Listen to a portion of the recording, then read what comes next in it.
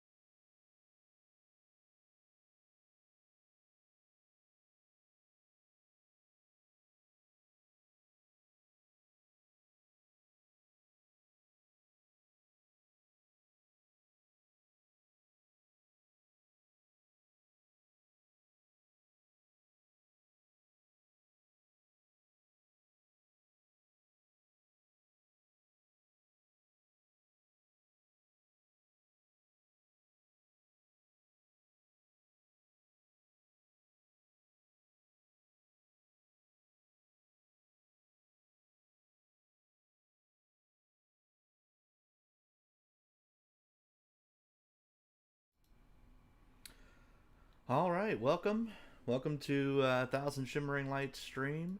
It looks like we have one person viewing, and that may actually be me. I'm not exactly sure because I think I do have the stream open as well just to monitor it. But if anyone else is here, say hi over in the comments so that I know you're here. And as soon as we have a couple of people, I'm gonna actually get the stream going. No sense in me talking to nobody, but let me know if you're here, and we'll just hang out a second until some other people get here, and then I'll make a couple quick announcements, and then we'll just jump in. Also, okay, hey Veronica, welcome. Glad to see you here.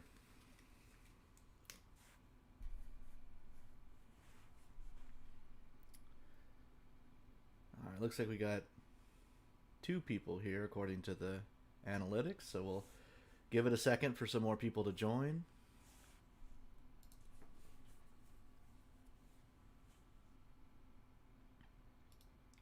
I think I'll make another post real fast so that everyone knows this thing is starting.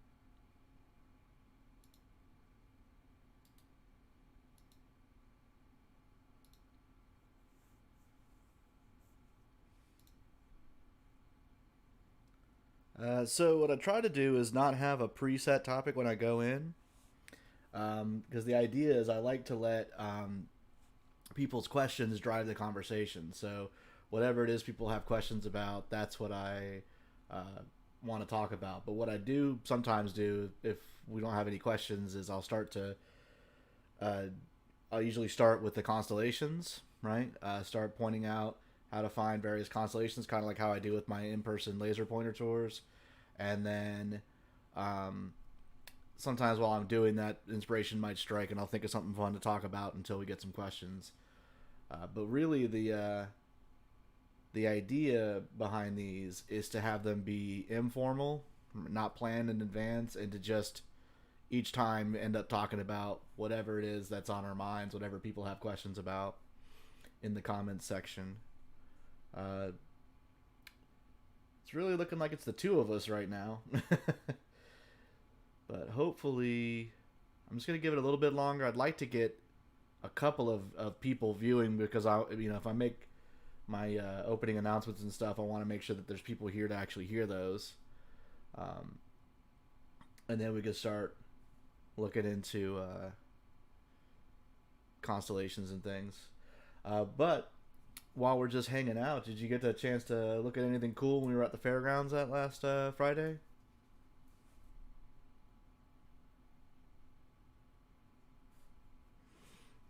Also, looks like someone new joined. Say hi in the comments, whoever you are.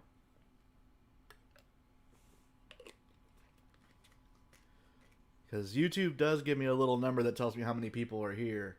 But seeing you guys say hi and engage in the chat really makes me feel like I'm not just talking at the wall. It helps a lot.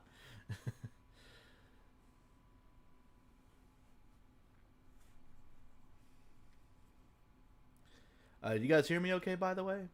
Is my audio coming through loud and clear?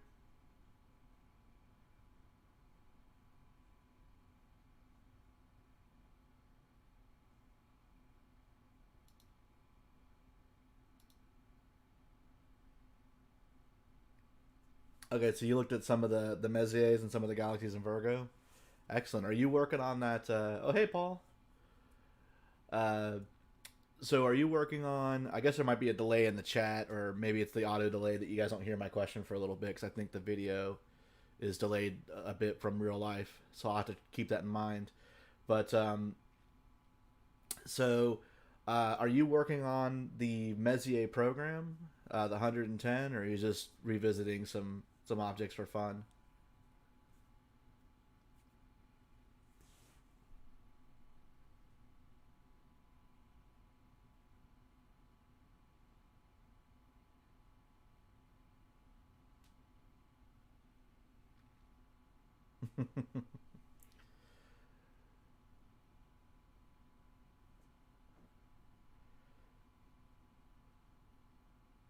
Okay, cool beans, man. Yeah, definitely definitely log your observations. Make sure you get those certificates. They're addictive. Once you get your first one of those astronomical league certificates, you're gonna be like me and have a whole folder full of lists that you're working on all at the same time. But no, it really is. Even just getting the Messier, if that's the only one you do, is absolutely worth it. Uh, oh, okay, cool. So you've been in it since December. Did you get like a telescope for Christmas, or what spurred you to get into it? Yeah, I know Paul's been working with Mary Warren. They've been going through them. And you guys got 12 of them Friday. Excellent.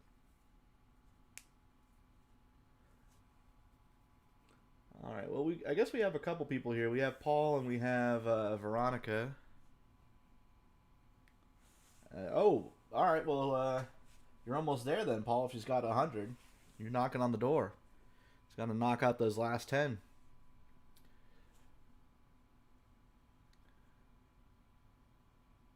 All right. So,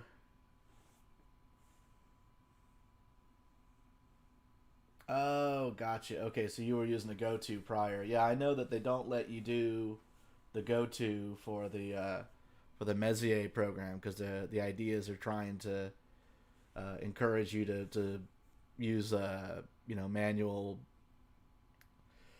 techniques and really learn the sky. All right. Well, I guess I can go ahead and start making some of the opening announcements while I wait to see if any more people show up. And of course, I can always announce this stuff again if more people arrive.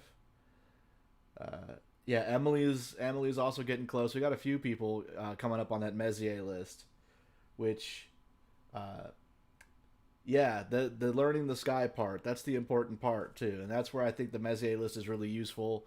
Obviously, if you live in the southern hemisphere, it doesn't really help, but that's how I learned, how to find these constellations and all that. Because it's one thing to look at charts and to try and find the constellations, but if you have a goal, if you have a particular target, like I'm going to find these 110 objects, that act of doing that and getting out, night after night under the sky, using the stars to find things, that's a hands-on practical knowledge that you can't simulate by just having someone point out a constellation 15 times to you. But if you are using it to find the ring nebula, for example, then you'll always know how to find the summer triangle. uh, and it looks like Paul's bragging about you. Fantastic. Yeah. So, working on those messiers is a great way to do that, and start learning the skies with a push two telescope. Uh, all right. So, first of all, welcome to A Thousand Shimmering Lights, the the YouTube planetarium show where you guys are the planetarium director, and the show is driven by your questions. As you can see behind me here, I've got the website pulled up for the Northeast Florida Astronomical Society. That's because I am the membership director for the Northeast Florida Astronomical Society, and I would be remiss if I didn't encourage people to join. Uh, we're the club here in the Greater Jacksonville area. So if you live in the Greater Jacksonville area and you are interested in astronomy and learning more about the universe, getting out, using your telescope, benefiting from the expertise of other club members who have been doing this for years, this is the club to join. Is NEFAS. Our website is nefas.org. Nefas.org stands for Northeast Florida Astronomical Society. And we have this membership tab right up here. Join NEFAS. And there you go. So there are a lot of benefits to being a part of the club. Like I mentioned, you get to be part of the astronomical community. You get to support the nonprofit work we do, such as this video, for example. And when we can, start setting up again at Hannah Park and doing public observations and these kinds of things. Also, our club members are able to take part in our telescope loaner program. We have several telescopes you can check out, and you can literally check it out like a library book, bring it back a month later, and things like that. And we occasionally have membership contests where we give away prizes for doing certain things, like We had a photography contest one time, for example, and had different categories of astrophotography. Uh, and here you can see the membership levels and all that. But you guys didn't come here for a sales pitch, so that's just a quick little shout out for Nephis. If you live in the St. Augustine area, which I think the people watching this already know about this, but I'm going to make the announcement anyway. Um, the Ancient City Astronomy Club in St. Augustine is another phenomenal group of guys. And they have a website too, but I tried to go to it tonight and it was down. I actually messaged Paul about that, so hopefully they'll get that back up soon. But of course, both clubs have Facebook groups. You can check out Nephis on Facebook, and the Ancient City Astronomy Club Facebook is called Friends of the ACAC, so Ancient City Astronomy Club. Highly recommend checking out and possibly joining both astronomy clubs. So again, looks like it's just me, Veronica, and Paul hanging out right now. So let's go ahead and pull up Stellarium and start taking a look at constellations like I always do. I'm going to just start off talking about what's in the sky tonight and how to find certain constellations. And while I'm doing my little constellation tour, if any questions occur to you, by all means throw those in the comments, because that is what drives this show. If you don't ask questions, I don't have stuff to talk about. So this is the night sky tonight from a imaginary fantasy world in which we're not completely socked out with clouds. I gotta be honest, the sky has been depressing lately, but clouds and rain, yeah. So okay, so it's the domain provider's the issue. Okay, yeah, Paul, I trust you're gonna get that sorted out soon. Yeah, what's in the sky right now? Water vapor, lots of it, right?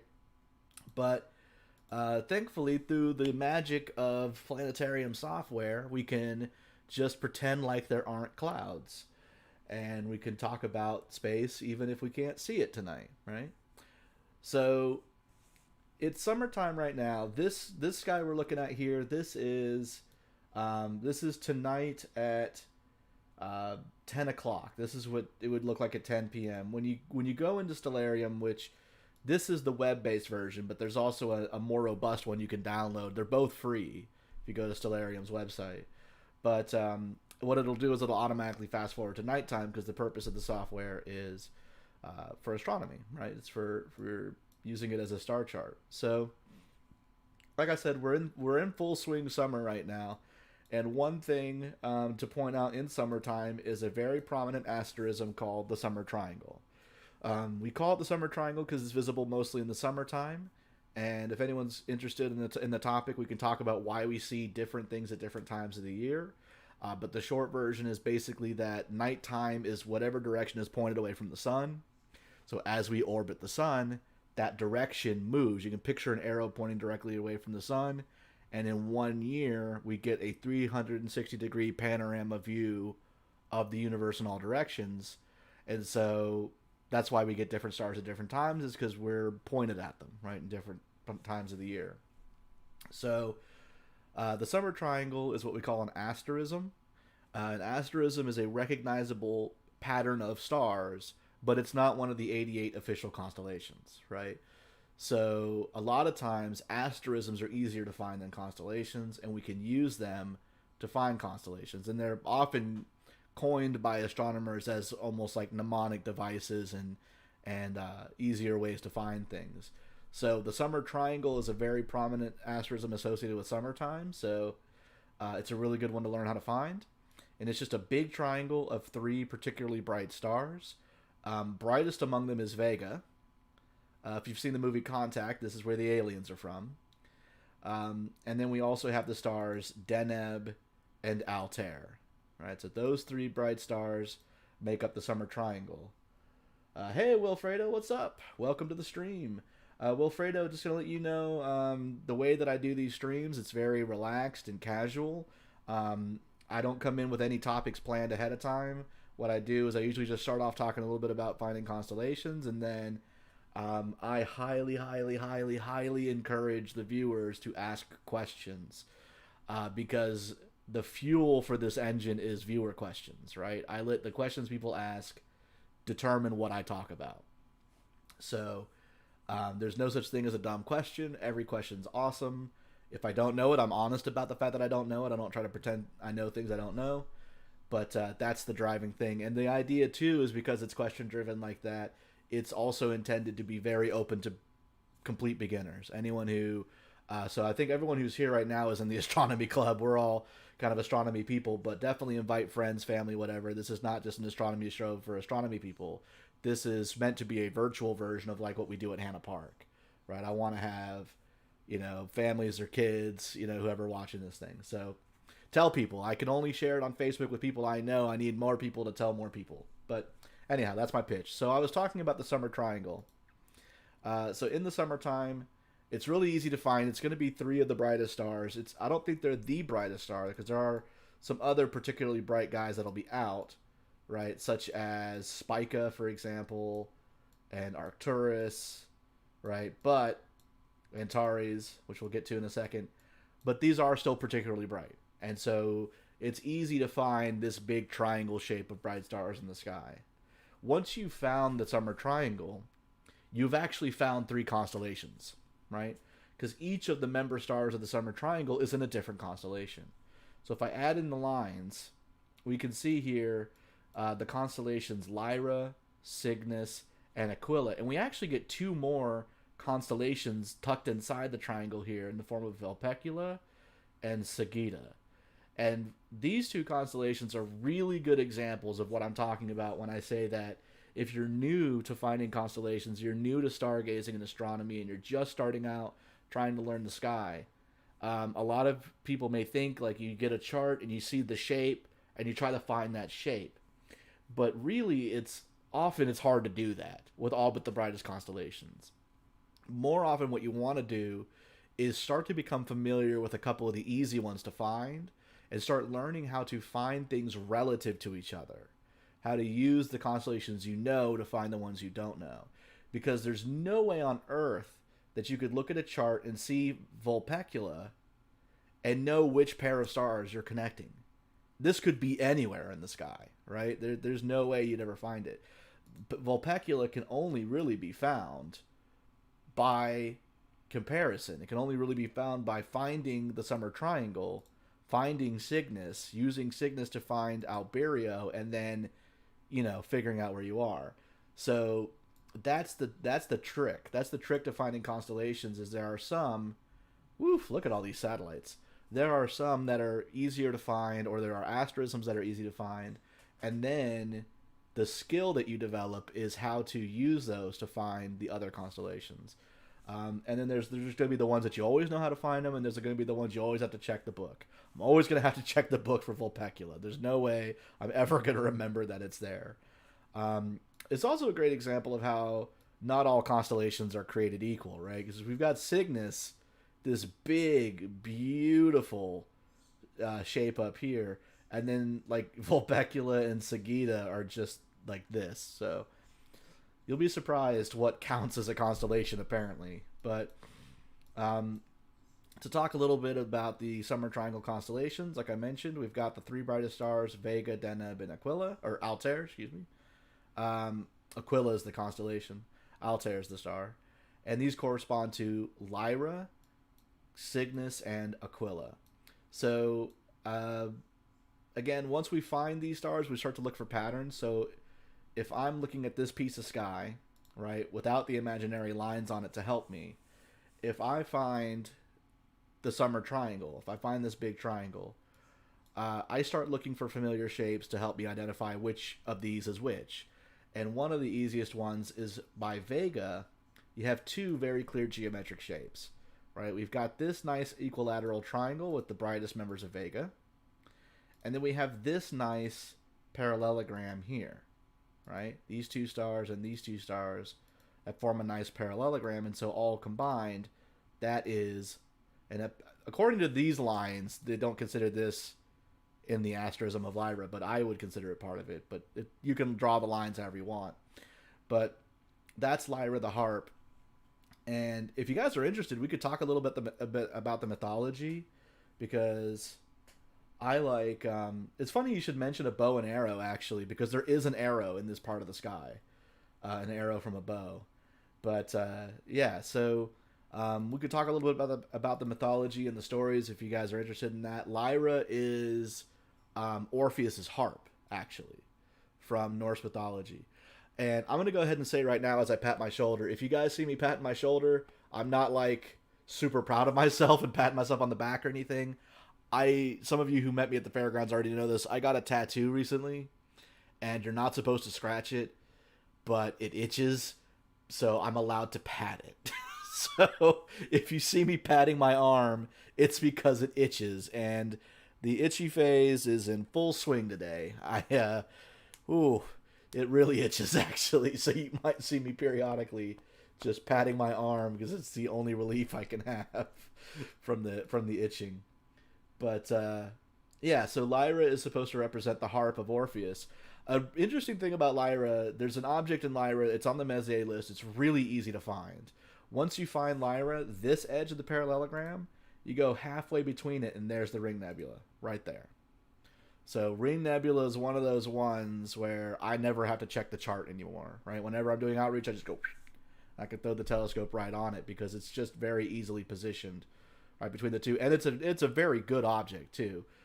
It's depending on your sky conditions. If it's a little light polluted, it can be iffy, but it's usually a nice glowy ring. Most people are able to see it, so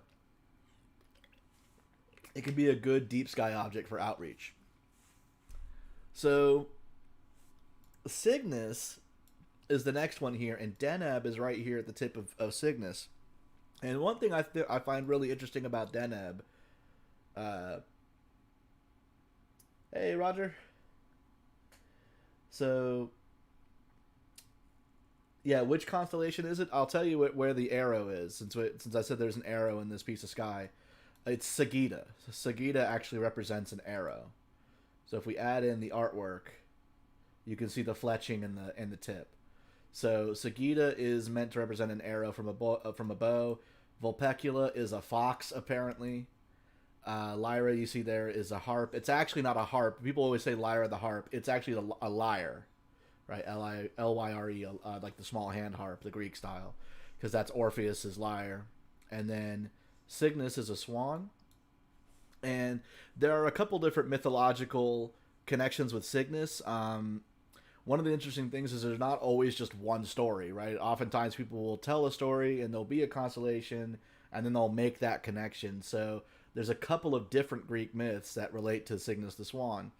One of the myths is that Cygnus is the swan that Zeus transformed into. I forget who it was. One of Zeus's many girlfriends on Earth, right, went to visit her as a swan.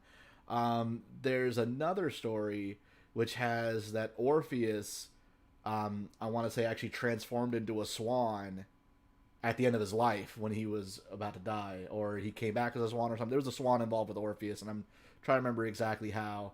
And so that story ties it together with Lyra the harp, right, where those are both constellations associated with Orpheus. Oh, what's the tattoo? My tattoo's not terribly astronomy related, but since you guys are asking, I guess I can go ahead and show it real fast.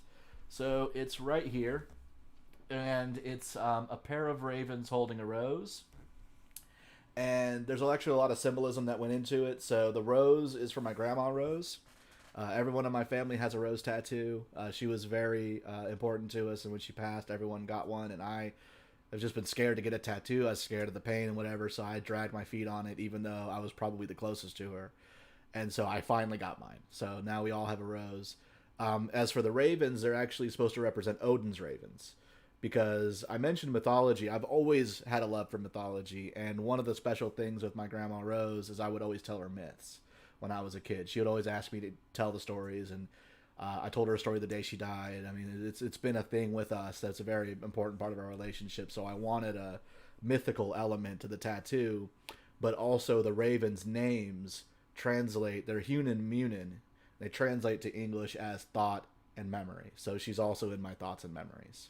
So that's the That's the meaning behind the tattoo. And then if we want to tie it to astronomy, in a second here I can move over. We'll talk about there is a crow constellation called Corvus, actually. So there's the astronomy tie-in. So, but yeah, so Cygnus is the swan.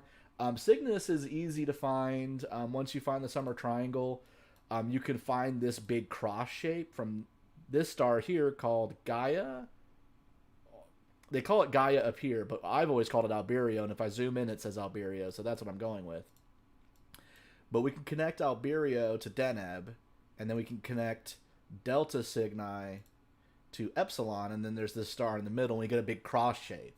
And a lot of people call this the Northern Cross. It's not really necessarily in the northern direction, as you see, like right here, it's sort of to the east, but they call it the Northern Cross because it's a northern hemisphere object, and there's a southern hemisphere object called the Southern Cross, so this is our cross, right? They got a cross in the sky in the southern hemisphere, well, so do we, right? We've got the Northern Cross. Once you find that Northern Cross asterism, you can actually extend these and find the wings. And the wings are not super easy to tell which stars. If I add the line back in, so this wing just kind of goes out to these two stars, Iota and Kappa Cygni, and then to these two, Zeta and Mu Cygni. If you don't know, stars that don't have, actually all stars are done this way, but some of them just have common names. But stars are given Greek letters in a constellation out to as many as there are Greek letters to represent from the brightest to the dimmest star. So a constellation will have Alpha, that constellation's name, Beta, Gamma, da da da da da da da da, all the way down to Omega, which would be the faintest one of, I think there's like 20 something Greek letters, up to that many of the brightest stars. The end of that many would be the Omega star, and then they start doing things like RR this or whatever. They start giving them more, other interesting names, but they also will often have common names on top of that. So in Cygnus, Delta or Deneb is also called Alpha Cygni because it's the brightest star in Cygnus. There are a couple of constellations that actually break the rule, though. Like Beta Geminorum is actually brighter than Alpha, I want to say. And there are a couple others. And it's because really it's actually that the Alpha star was like the most important, or they got named Alpha and Beta or Alpha Beta Gamma because these are the major ones, and I think Hipparchus named them or whatever. And so there is a regularity to it by brightness, but there are a couple of ones that break the rules. Anyhow, so that's Cygnus right there. And then Aquila, Aquila is an eagle. If I add in the thing right there, we see the star here, Altair, and then we have Tarazed and Alshine here that form this line. And to me, that's the head and beak of the eagle. And then, of course, we see that we come down here to Delta Aquilae, which has a name, Deneb Okab. And then we come over to these guys and these guys, and we have his spread wings. And then Lambda Aquilae down here, which is called Althalamane Prior. One interesting thing that you might notice about star names, the ones that have common names, is how many of them are Arabic. In fact, Altair is how a lot of people pronounce this star, but really it should be Altair, right? Altair, Tarazed, etc. And this is because in the Middle Ages, there was the sort of golden age of science and mathematics in the Islamic world, in the Middle East. There was like this resurgence, like they had their Renaissance before Florence had theirs, I want to say, but they had this big resurgence of math and science and astronomy. And so, for example, there's a guy named Al-Khwarizmi, who is where we get the word algorithm, is based on his name, and he wrote a book called Al-Yaber something something something, which became algebra. This is where we get the word algebra. Well, there were also, like I said, a lot of Arabic astronomers in the Middle Ages who went through and started naming a lot of these stars that didn't have names. Some of the really famous ones, some of the really big ones have Greek names, but a lot of them didn't have names, and they have Arabic names. Deneb is actually a common component in star names because it means tail. So it's the tail of Cygnus, but if you recall, there was also Deneb Okab over here in Aquila's, the tail of the eagle, right? So in Leo, there's Denebola, right? Which is tail of the lion. So Deneb is actually, you see a lot of stars with Deneb in their name. But that's the summer triangle and how to find it, and a little bit about these constellations. I'm going to double check the chat and see if there's any questions going on. Looks like people are still just kind of hanging out. That's cool. Again, want to reiterate now that we have a lot more people here. This is Thousand Shimmering Lights, the YouTube planetarium show where you are the planetarium director and your questions drive the discussion. So do not feel shy at all. Start dumping questions in the thing, whatever. If I'm talking about something and something occurs to you, throw that in the comments. And we're just going to keep it real casual, and we're just going to have a conversation about space and about the universe. And no question is silly. That's my big rule, right? A question means that there's something you don't know and you want to know that thing. And if that's the case, then you've asked an honest question, regardless of what it is, right? All questions are born from a position of ignorance, not ignorance as in like the pejorative, but the literal meaning, the position of not knowing, right? So any question asked from a genuine position of wanting to learn is a great question. And also, what you may think is a silly question is often a wonderful topic of conversation. An example I always love to use is during outreach one time, I was talking about red stars and blue stars, and this little girl asked if there's any purple stars, right? Because if there's red and there's blue and there's, yellow, are there purple stars? And there's not, but it was a really cool conversation as to why that's the case, right? And it's because there's no one wavelength associated with purple. Purple is a color our brains make up when they get information on red and blue, but no green, right? But it's a great example I like to trot out of how you may think your question is dumb, but in fact, oftentimes those are the best questions. Paul says, ACAT co-discovered Nova Cygni 1975. It was as bright as Deneb and sat 3 degrees away from it. That's awesome.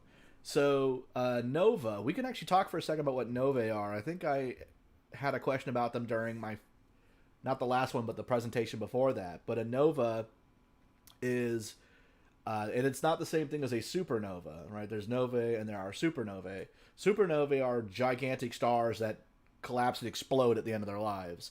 A nova is when you have a hyperdense neutron star next to some other kind of star that's maybe like a red giant or something where it's not really holding onto the material very well.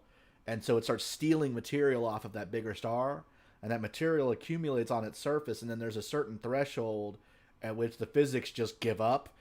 And I don't really understand the physics completely on why it does this exactly, but you can learn more about it. But essentially, there's only so much material that can build up on the surface of the neutron star before it has to blow up, basically.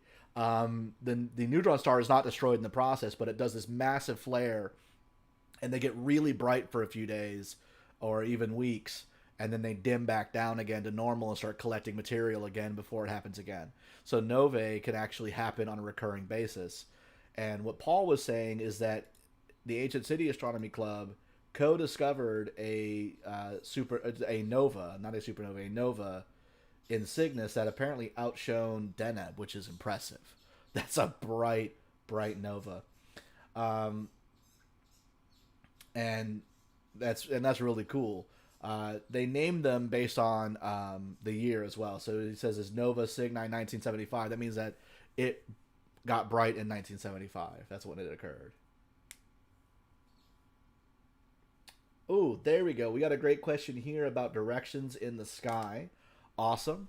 So, Veronica says, will you help me understand directions in the sky?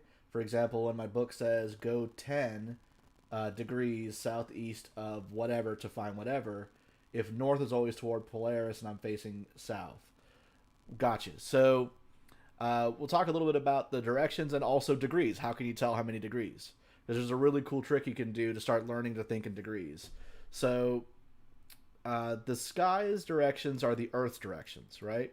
I'm actually going to add the equatorial grid into Stellarium. So this is the equatorial grid. And one interesting thing you'll note, by the way, is Polaris doesn't sit exactly on the intersection. It's actually not quite there and will make a little tiny circle around this point throughout the night. But it's practically on it, so it's good enough for our purposes when we do astronomy. So if you imagine the latitude longitude lines of the Earth projected out into space, you get this grid. Except that this grid is locked to the constellations rather than being locked to the Earth's surface, so it will rotate around you throughout the night, if that makes sense, right? So that's the equatorial grid. And the equatorial grid is measured in two kinds of lines, just like latitude and longitude is measured in two kinds of lines. So the one kind of line, which is equivalent to the latitude, are called a declination. So we have this point right here where Polaris is. That is the absolute zero of our grid system. That's where Polaris is. And then we have these lines you see here in Stellarium. And I want to say Stellarium is actually showing them to me 10 degrees at a time. That looks about right to me visually. Where we're going concentrically outward from Polaris in declination.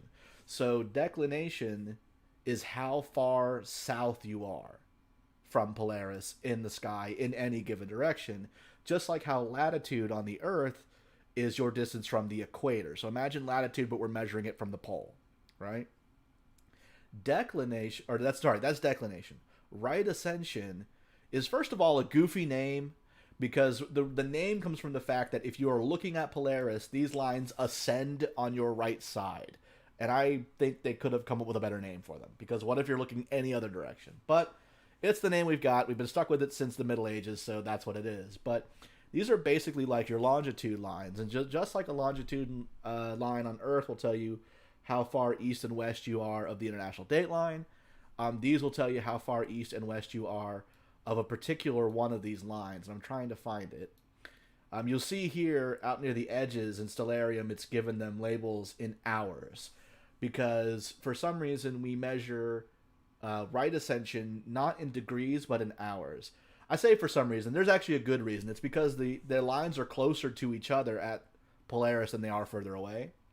And so degrees doesn't make sense, because if we measure the sky in degrees, the distance between two of these lines may be less than 10 degrees here, and it may be more than 10 degrees closer to the celestial equator, which we could find, by the way, if we move over here. You see the lines start to bend again. I think this one's the celestial equator. Yeah, because it's labeled 0 degrees, right? So these are our lines of right ascension, but they're measured in hours. And then you can imagine that you take this wedge and you split it up 60 times. You've got 60 minutes and 60 seconds or whatever. Degrees work the same way, actually. The distance between this line and this line, right, this circle and the circle inside of it is 10 degrees of declination. Each degree has minutes of arc. You can cut it into 60 pieces. Those are minutes of arc.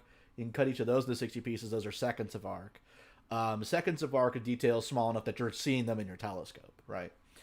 So that's what that is. Now, when you're looking at a star chart, or when you're looking at written instructions, you may see for an object, it may tell you it's at this degrees declination, this degrees right ascension. And so you can literally find that exact place on the grid, right? If you have a star chart in your possession, and for one, if you want a recommendation, and I don't own this in any way, I'm not getting any kind of kickback, this video isn't monetized at all, but I just think it's wonderful, so I'm just going to show it to you. Pocket Sky Atlas. Here we go. It's Sky and Telescopes, Pocket Sky Atlas. The somewhat contradictory name, Pocket Sky Atlas Jumbo Edition. Holy cow, $260. That's not what I paid for mine. Yeah, there you go. Get it for like $34. Holy, why are they selling it for so much? Anyway, this book is phenomenal. And if I can pull up images from like its pages, like it's so detailed, and you can see they've got the hours of right ascension and the degrees, right? And there actually are, the degrees are like plus, oh, you know what? I think the degrees actually are measured from the equator. I thought they were measured from the pole star. I guess they're, because you see they're getting up as we move up. Anyway, it's got all that on there, and so you can find an object based on its right ascension and declination. And the other thing I like about this atlas, if I open the picture here, is that the pages have page numbers with arrows. So like if you could imagine scrolling the map, that's the page you would turn to keep going that way. which I think is brilliant. So it's the 2-page spread. So where they meet, they always go together. But then on the edges, so if I wanted to go further right from here, I need to go to page 32. That's a really cool feature.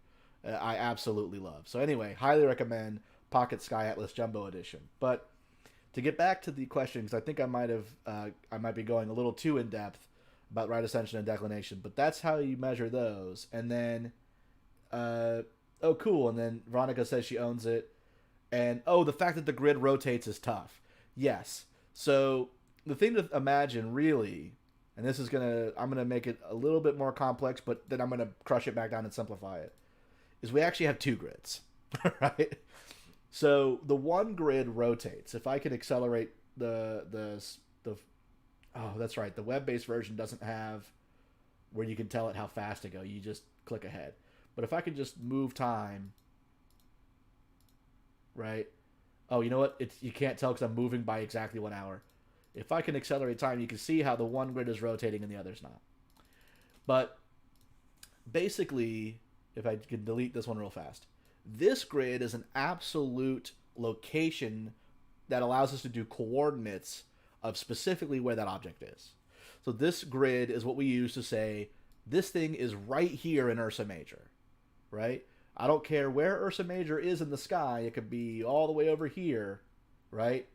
Or it can be all the way over here. But these coordinates always point to this location in Ursa Major. And that's what our equatorial grid is used for, our right ascension declination grid. The azimuthal grid is not concerned with where things are in the sky. It's just a system of measurement. It's just a way to measure the sky and measure the distances between things. And so objects will move around on this grid. All right, so this one has the zenith is straight ahead, and then we split the sky in half, north to south, with a line we call the meridian, and so on. But the thing to remember when you start trying to find something based on like degrees, so if it says it's like 20, if it says it's like 5 degrees south of Polaris, or well, Polaris, of course, south is going to be every single direction at once, but any other star, right? So it's 5 degrees south of Deneb, is those degrees are just they're an absolute form of measurement. They are a specific section of the sky. There's a certain amount of distance in the sky. And so 10 degrees over here and 10 degrees over here is always the same. And an easy way to learn this is if you take your fist and you hold that fist completely arm's length and you look at it, your fist from bottom to top is 10 degrees. So if somebody says like it's going to be 20 degrees above the horizon, for example, you can stack 2 fists and that's 20 degrees above the horizon, right? If you take one finger, arm's length, the tip of your finger is, I think, 1 degree. And then there's a couple other ones. You can look them up. There's a whole system of them, and I can never remember them. One of these, which is like if you live in Hawaii, it's shaka bra. One of these shakas, if you're a surfer dude, is 25 degrees, right? So you can use your hand at arm's length to measure the sky as well. Another thing to remember is the full moon is half a degree across. Oh, yeah, use the slider, sure. Pinky is 1 degree. That's right. Your pinky nail at arm's length is 1 degree. And then I think 2 fingers, I want to say, is 5. Which you would think, like, if a whole fist is 10, then why is this 5? But you have to remember that you're getting perspective. So your fingertips are further away than your fist if you open your fingers. So it actually does work, even though you wouldn't think the math would work.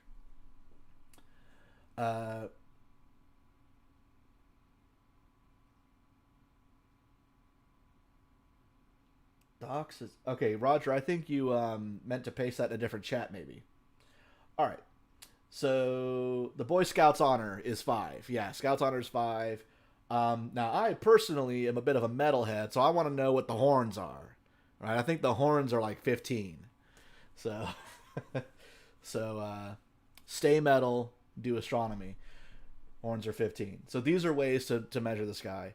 But the easiest way to find objects, by far, is to start looking for relative positions within the constellations.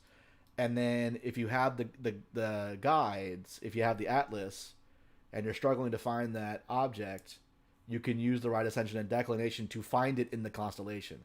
So the way that I use the right ascension and declination is I'll have an object on one of my lists, and it's like that object's in Ursa Major. And so I pull out my chart for Ursa Major, and I'm looking, and I'm looking, and I'm looking, and I'm like, where is it? Okay, it is, it says it's 11 hours, 30 minutes, right ascension, and it's, gosh, I don't know, whatever declination. It's, 55 declination. And so I go, okay, well, this is 11 hours, and I'm doing this on the chart, not in the sky. I said, this is 11 hours, this is 12 hours, so it says 11 hours and 30, so it's halfway between these two. It says it's 55 degrees declination. Well, this is 50 and this is 60, so it should be right here in the middle.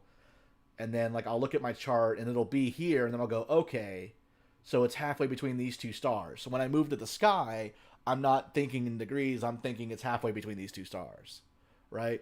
But I use the grid to find it on the chart. And then I use landmarks on the chart to find it in the sky. That's how I do it. And that's usually the best way. If you have an equatorial telescope, an equatorial mount telescope, then your telescope, you'll know, doesn't just go up, down, left, right. It actually moves in these weird curves, and it's meant to emulate this grid. So if you properly align an equatorial telescope, one axis of rotation will move you further and closer to Polaris in declination, and the other will rotate you around the sky in right ascension. And then a lot of them have these little things where you can set the two on your telescope, right ascension, declination, and then if you know the coordinates, you can move them, and then you should be on it. In practice, I found they never work. Usually those little things are too loose or whatever. I've never actually seen an equatorial telescope where you can get those set right and reliably use them to find things. Maybe there are nicer ones that I just haven't messed with, but all right, let me just check. Roger says have to go. Roger, thank you so much for stopping by. I appreciate you being here, and have a wonderful night. We're going to be until 8:30, so feel free to stop by again later if you have a chance. Okay. All right, so yeah, Roger put a few things in here of, I guess, him messing up words. I don't know what that is, but we're gonna move on. All right, so that's a little bit about the use of degrees and celestial coordinates, and hopefully that answered your question. If not, feel free to ask a follow-up question. But yeah, that's a little bit about the more in-depth how to use the actual coordinates and degrees and these kinds of things to find your way around the sky. And so don't let it throw you that there's two grids. So if someone's talking in terms of right ascension declination, just think that grid is stuck to the stars and you're looking for an exact position within a constellation. If someone just says it's this many degrees away, they're probably just talking in relative terms, right? So I was talking a little bit about these constellations. While I wait to see if there's any other questions, there is one other interesting thing I want to point out about the star Deneb. Because it's a great example of another interesting astronomy concept, right? So Deneb is really bright, right? If you get out and you look at it, first of all, for anyone who's watching this stream and who doesn't know, the Stellarium software I use, which by the way is free, is like most astronomy star charts. This is pretty much standard across the board in that stars are represented on the chart as dots, and the size of the dot correlates to the brightness of the star. So the brighter the star, the bigger the dot. So when you actually see these, of course, they're going to be pinpoints in the sky. But when you're just looking here in the program, this big, so you see how Vega is such a big dot. That's a really bright star. I want to say Vega is like in the top 5 brightest stars. It's up there. It's one of the brightest. But Deneb is also really, really bright. And what's interesting about Deneb, though, is if you look at the distance, Deneb is 1,400, a little over 1,400 light years away, right? So the light from Deneb has been traveling for 1,400 years at the speed of light just to get to us. That's really far. Vega is only 25 light years away, right? It was much, much, much closer than Deneb. And first of all, this demonstrates that when you see these stars against the sky and it looks like a flat image, that's an illusion. The reality is these stars are scattered all kinds of different distances. And so the stars that, from our perspective, when flattened into the sky dome, appear to make a picture, and we call that a constellation, those stars are not necessarily anywhere near each other in space. They may have nothing at all to do with each other, right? So again, Deneb is 1,400 light years away, but then Sadr doesn't have its distance listed. I guess maybe we don't know. We don't know for every star. But let's see here. This one right here at the distance, Alberio, or Gaia apparently, is only 300 light years away, right? So it's about a third. No, what? Less than a third. Sorry, it's about like 14 divided by 3. Gosh, I don't know. I'm bad at math. It's some number. Anyway, I should really be able to do this. Fifth. It's like a fifth of the distance, right? So that's one thing, which for me, first of all, demolishes any notion of astrology, because the idea that the constellation Leo can determine my personality when those stars are completely unrelated in any way is absurd. But the other thing to point out, though, is that it's interesting to note that Vega is really, really bright and it's very, very close. Deneb is still really bright, but it is really far away, right? So when we talk about how bright a star is, usually the vast majority of the time we're talking how bright it looks, what we would call apparent magnitude, right? Brightness of a star is measured in magnitude. You can see it right here. It's an inverse logarithmic scale, so it's kind of like earring gauges. The smaller the number, the bigger, and it's logarithmic, so it's by factors of 10 each time. But so Deneb is a magnitude 1.29. 1 is really bright. The ones you can see visually usually go 1 to 6. Vega is a magnitude 0.09. That is outrageously bright. But Vega is Deneb is so much further away. If you brought Deneb closer to the Earth, right, to the same distance as Vega, it would be way bright. It would be incredibly bright. So when we talk about how like certain stars are brighter than other stars, sometimes it really is the case that the star itself is brighter, but sometimes it's just because it's closer, right?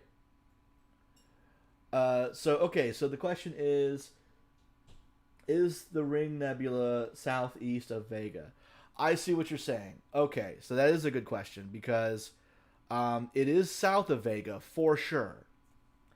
It is actually east is relative, and that will change throughout the night, right? So right now, here at our imaginary 10 o'clock future sky, the Ring Nebula is southeast of Vega, but if we rotate the sky around... Thank you for reminding me about that slider. And we put Vega on the opposite side of the sky.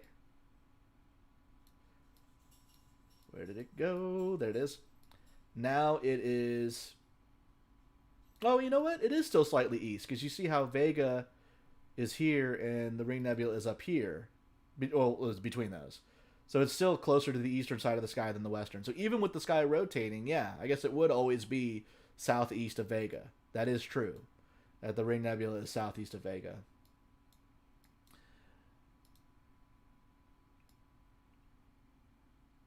Yeah, so yeah, I guess it is actually the case that it's always going to be closer to the east, because everything's rotating together east to west, right?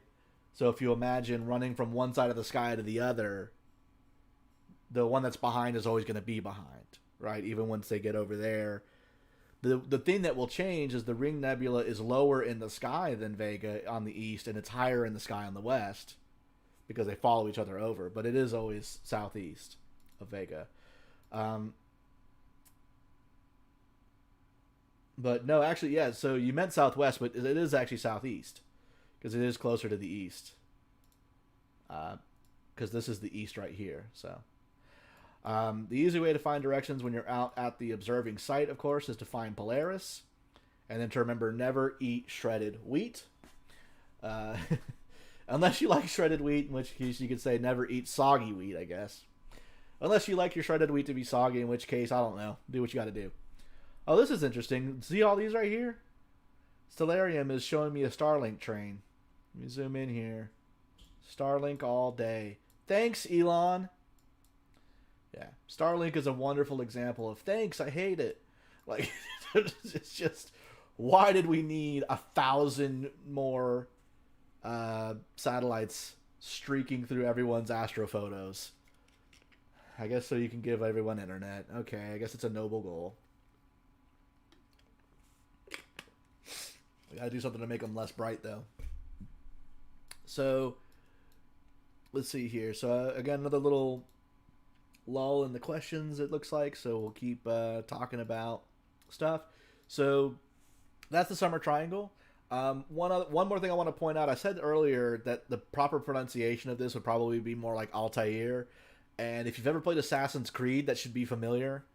So Assassin's Creed is the assassin's name in the first 3 Assassin's Creed game. Altair, I mean, is his name.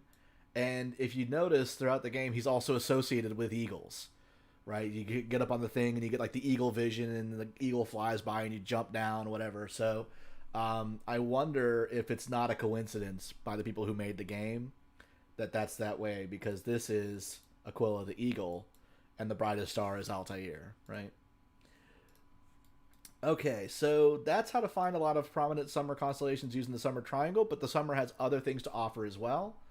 One thing we can talk about are the circumpolar constellations, because those are always available throughout the year. We call them circumpolar because they go around the pole star. That's Ursa Major, Draco, Ursa Minor, Cephalus, Cepheus, and Camelopardalis, which is just a nightmare to find, to be honest. And then Cassiopeia. Cassiopeia is a sort of a more distant circumpolar, so it's going to dip below the horizon in the summertime and not really hang out with us as much. The easiest way to find the circumpolar constellations is this big obvious guy right here. You find the Big Dipper. You take the edge of the bowl, you draw through those 2 stars, and you hit Polaris, the pole star, from which you can then find Ursa Minor. These 2 stars and Polaris, the pole star, are the brightest members, and they're the easiest to find. The other ones are pretty dim. Don't be discouraged if you can't find them, right? If you're under a light polluted sky, you may not see all 7. It's a bit tricky. In fact, that's one way you can assess the quality of the sky. If you're wanting to know, do I have a decently dark sky or not? Can you see all 7 Little Dipper stars? If you can't see all 7, you probably have poor observing conditions, right? From Ursa Major, from the Big Dipper, we can find the rest of Ursa Major, because there actually is more to this constellation. Big Dipper is actually an asterism within Ursa Major. And then we can use it to find some other stuff. But one thing I want to talk about while I'm talking constellations is some of the highlights of mid to late summer, pre-fall. If I'm going to fast forward my calendar here a little bit, even coming into July and August here is when it's really going to start to show up on us. And we may even have to go a little later in the night to get a dark sky. But, you always forget to turn off the atmosphere. There we go. Right? But anyway, so 2 big highlights of the summer sky are Scorpius and Sagittarius, right? Sagittarius and Scorpius are fairly bright constellations. You see how bright these stars are here, with decently easy to find asterisms. So there are a couple of other good constellations to start to learn how to find on site and use to find other things. Sagittarius is probably one of my favorites, because this thing, just going to add the lines, that's a teapot. I know it's supposed to be a centaur, and apparently there's more stars going on down here, and I can add the artwork. Sure, there's a centaur. But for me, that is a teapot right there, for sure. Right? For sure, that's a teapot. You got the lid, the handle, the spout, teapot all day. And if I remove the lines, you can see how bright the teapot stars are. So Sagittarius is a good one to use as a guidepost constellation, right? It's a really useful one. I've shown people Sagittarius from downtown Jacksonville. So it's one that you can find even under light polluted skies. Here's a little trick, because I was telling somebody else this the other day, and I'm going to repeat it here because I think this is actually good advice. One thing you can do is try to find some of the brighter constellations under light polluted conditions. And that may seem counterintuitive, but the reasoning here is that the brighter constellations are usually able to get through that light pollution no problem, and you don't have all the other stars distracting you. This is the web-based client. I have the downloaded client, but for some reason it doesn't work well with these live streams. I wish it did. But the downloaded version, you can actually tweak the amount of simulated light pollution, and I would show you what it looks like when you don't have all these other stars and you just see the teapot, right? So when you're first learning constellations, that's a cool way to practice some of the major ones like Orion, Sagittarius, Cassiopeia, right? Some of these bright guys that Summer Triangle. You may not be able to see the actual Aquila the Eagle, but you'll see Altair, right? These are good ones to go after under a light polluted sky and get used to them before the added challenge of getting out under this, right? But Sagittarius is there, and then Scorpius. Personally, I always find Scorpius by looking for two lines of 3 stars, right? So we have 1, 2, 3, and 1, 2, 3, right? This makes it look like there's a lot of more stars in here, distracting, but really, when you get out under a dark sky, these stars are more obvious than they look like they are here. You'll usually easily see these two curves of stars like this and this. And that's what I like to use to find Scorpius, because I find it to be the easiest. But also, once you find that, this curve, you can keep playing connect the dots, bright star, bright, bright, bright, bright, and you can whip around and then to here, right? So it comes around and there. That is the tail and stinger of Scorpius the Scorpion. And this pattern, this whip around and thing, it has a name. We call it the fish hook. In fact, if you've seen the movie Moana, you remember in the sky, Maui's fish hook is in the sky, and they're sailing towards it to recover it. And that's actually based on Scorpius, right? They add a bunch more stars to it in the movie to make it like really look like a cartoon fish hook, but there really is the celestial fish hook, and it's right here in Scorpius. And that is Scorpius the Scorpion. If I add in the lines, you can see those. If I add in the art, you can see the Scorpion. Now, these guys have interpreted these 3 as a claw. I've always imagined the 2 sets of 3, right? These 3 and these 3. I draw a box around those, and I've always imagined that's the torso of the Scorpion, and then his claws are out here someplace, and that all of this is tail. But it's all imagination. You can really put the picture wherever you want. There's not always an official, this is where the guy's, right claw is or whatever. It's not always that specific. But that's Scorpius, and these 2 constellations are, again, prominent summer, late summer, early fall constellations.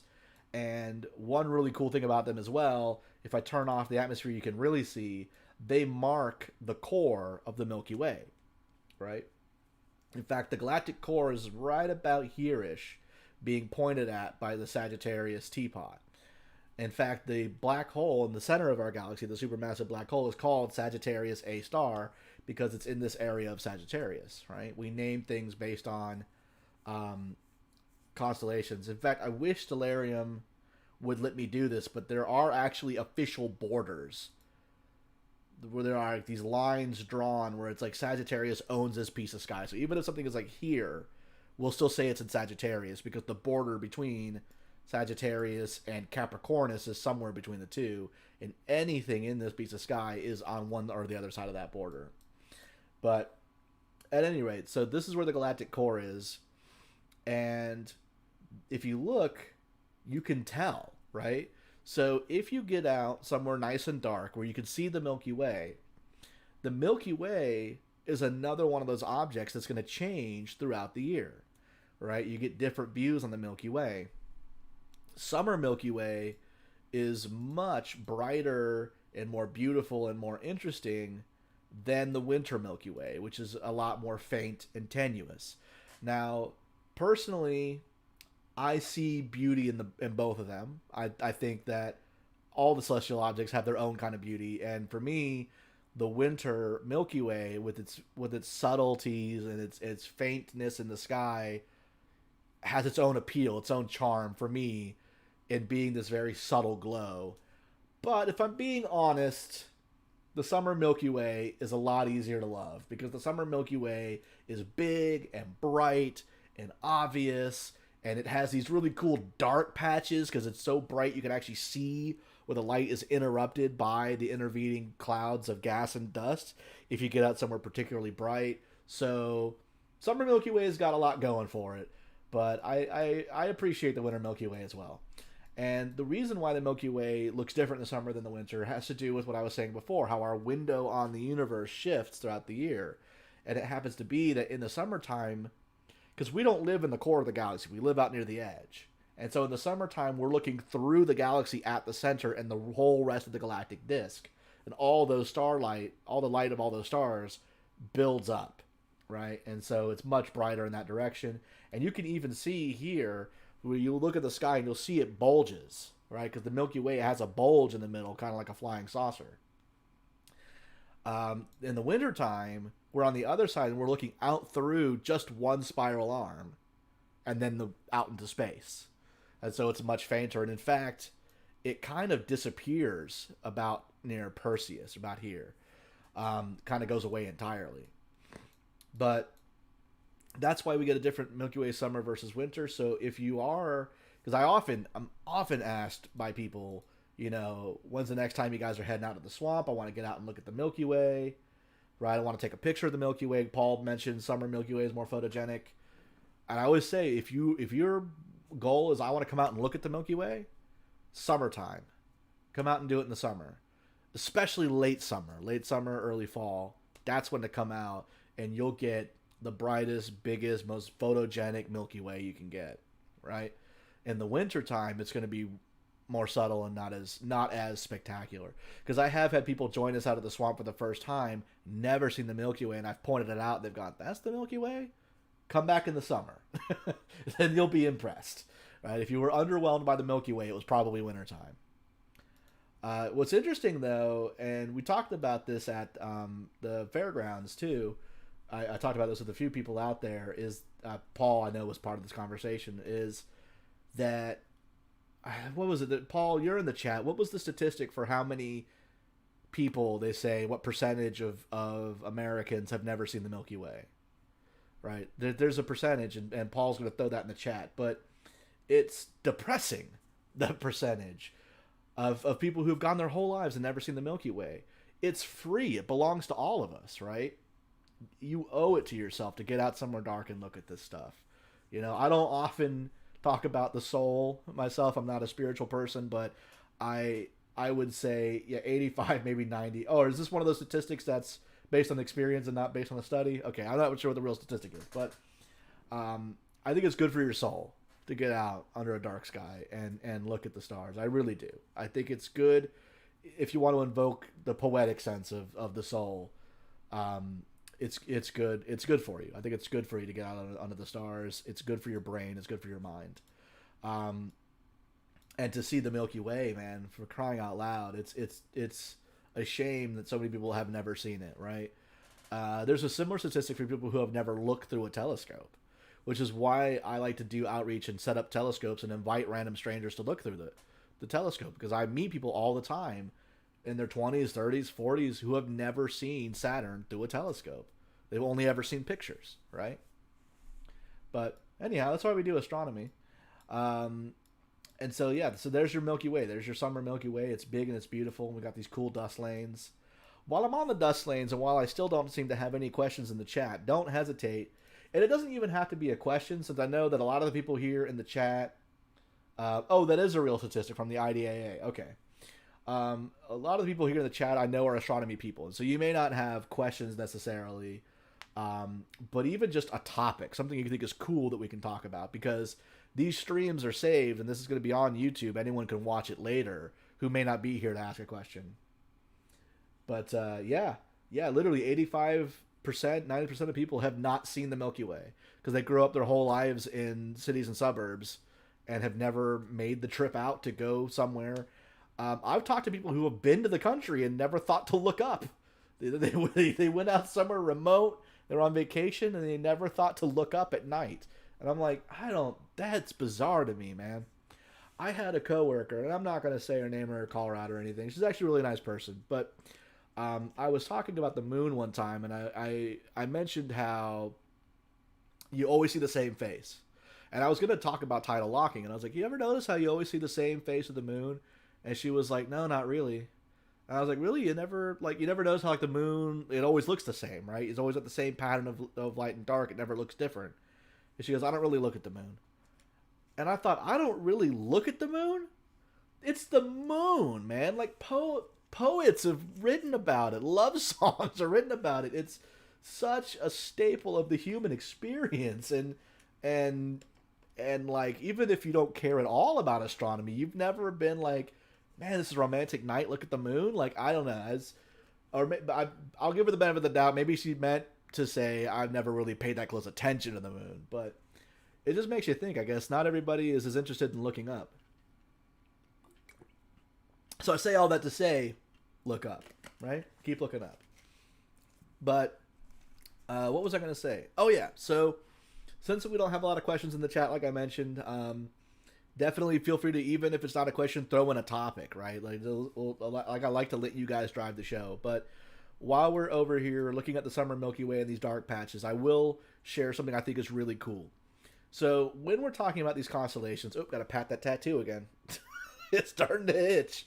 When we're looking at the constellations, first of all, it's important to remember that these constellations come to us from the Greeks, because our scientific tradition of astronomy in the West comes from the Greeks comes from the Babylonians by way of the Greeks and to us. But that is not the only system in the world. These are not the only constellations. They're the ones officially recognized for the purposes of saying, this galaxy is in Sagittarius or whatever. But they are not the only patterns people have found in the sky.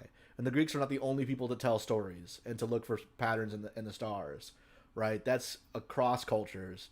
And so the web-based client doesn't do this, but the downloaded one has this really cool feature where you can go in and you can change the star lore. That's what we call that, star lore, right? So this is the Western star lore, but you can switch it to like medieval Arabic or Chinese or whatever, and you can see other cultures' constellations, the patterns they've found.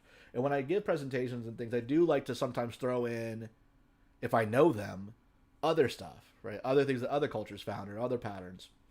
But one of the things I find to be really interesting, and it just shows how every time you think you've got humans understood in terms of creativity, something comes out of left field. And it's like you look at culture after culture after culture finding pictures in the stars, and you think, okay, every culture's found pictures in the stars.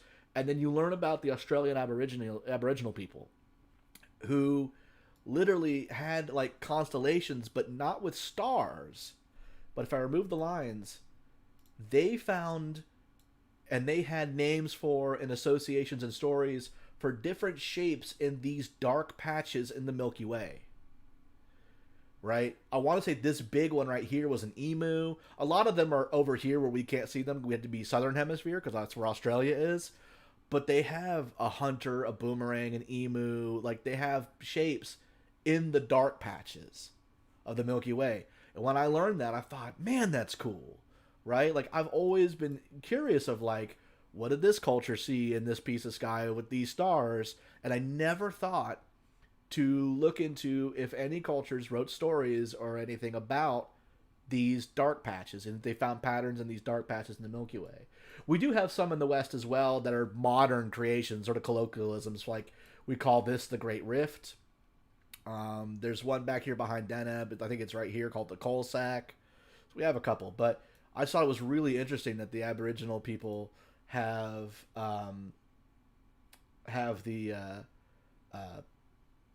these stories about the dark nebulosity in the Milky Way. I think that's awesome. In fact, while we're on that subject, since again no questions, I'll just keep talking. Let me share a couple of interesting bits of non-Greek star lore that I think you may find interesting.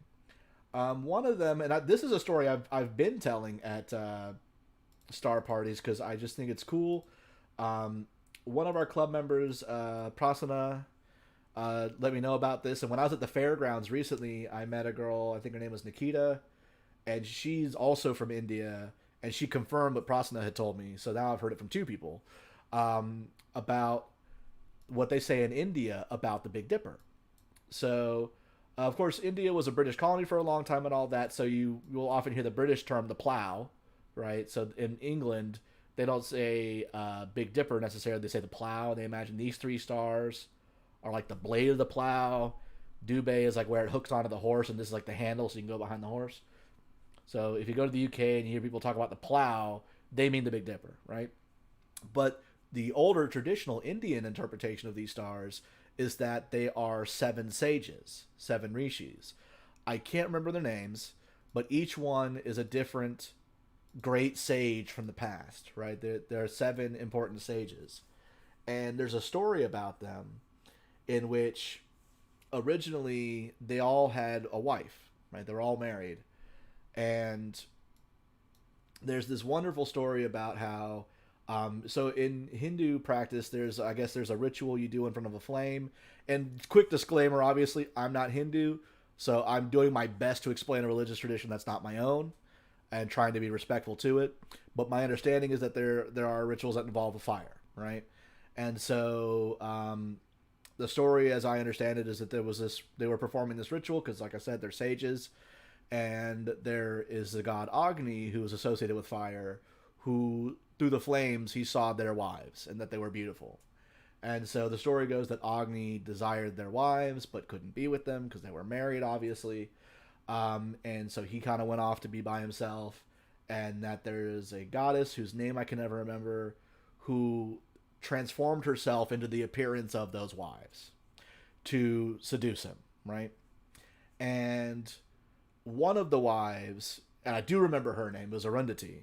Arundhati was so faithful to her husband, her faithfulness was so strong that this goddess could not take her appearance. So she only impersonated six of them.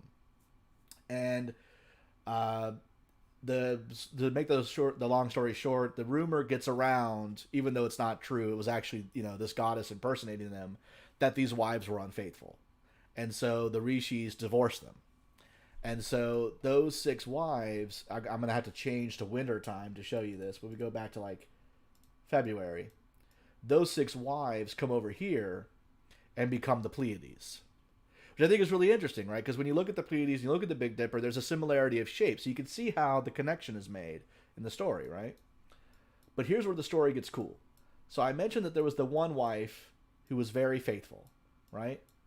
So if you look closely at the star Mizar, there she is, right? She's the star Alcor.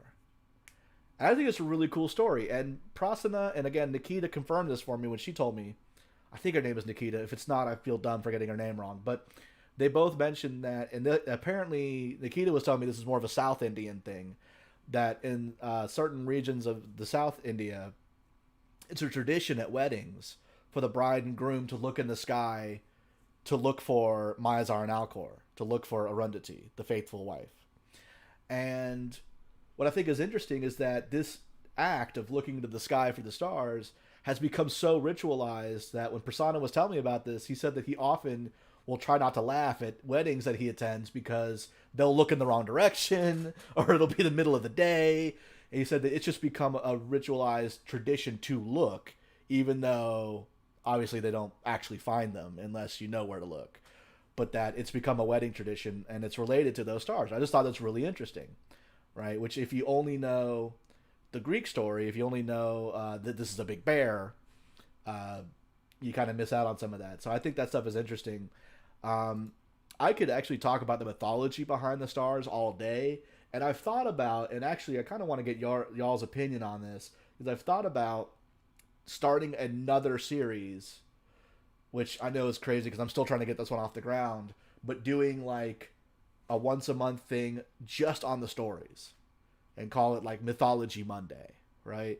And just go through constellations and talk about, like, maybe pick one constellation and tell six different stories or something like that. I'm still kind of mulling it over, but I kind of have this idea to do that and talk about star lore Oh, that's interesting. It simulated a meteor and talk about star lore from various cultures, right? Because I think it's important to keep an understanding that this is a human thing. This is something that all humans have taken part in, and that it's not just a Greek thing, right? That we can learn stories from these other cultures.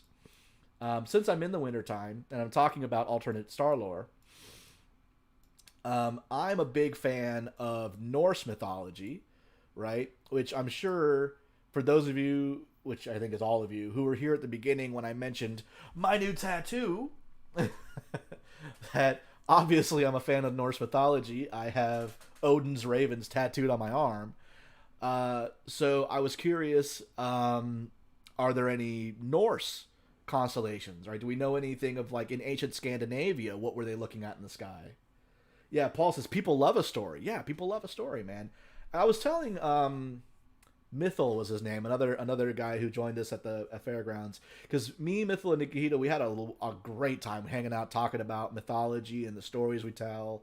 And I was saying how, like, when you learn all these different myths and things, like, yes, they're entertaining. Myths are entertaining, but I think they're also revealing of something about the human nature in the stories we tell. And the fact that you can meet somebody from, for example, India, and you can start talking about, like, some of the stories in, for example, the great epic Mahabharata. If you don't know anything about it, look into it. It's awesome. But some of the stories they're these stories that we tell. These same things that resonate with humans, right? These things that are true about us and our experience.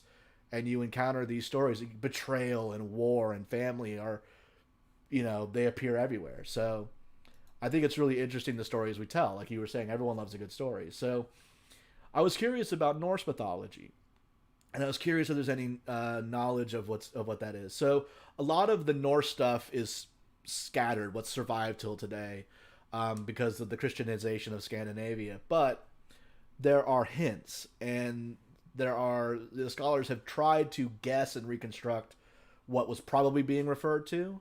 So a lot of the stuff I'm saying is somewhat speculative, but one of the things I read is that the constellation Orion, the hunter, which, real fast aside, well, actually no, I'll come back to that. So Orion is a hunter to the Greeks, right? To the Norse, it was Frigg, the queen of the gods, Odin's wife, Frigg, and Frigg, like a lot of goddesses that you'll encounter in mythology, was she would spin thread, right? There's a common thing. Frigg is sort of like the archetypal wife, right? So she's Odin's wife, and everything about Frigg is like wife stuff, right? And marriage, and so she's like the archetype of that.